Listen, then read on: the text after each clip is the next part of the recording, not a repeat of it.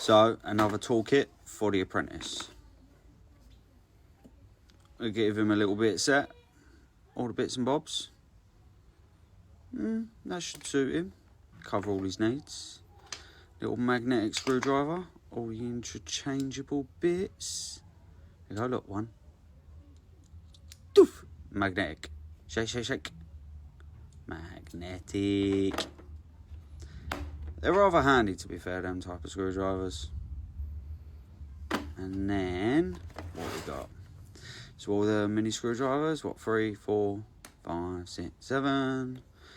And what size we got here? Flathead, 2mm. Well, it isn't insulated, but at the end of the day, it shouldn't be working live. A little flexy one. I doubt that'll get used, but handy tool to have for them one-time jobs.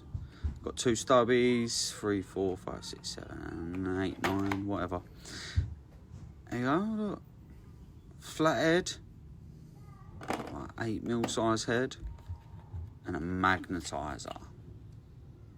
No. Look, fingers magnetic? No, it's not. Fingers magnetic? No, it's not. But here you go. Got sent this by TikTok for the apprentice. Get in the shop. Link in the bio.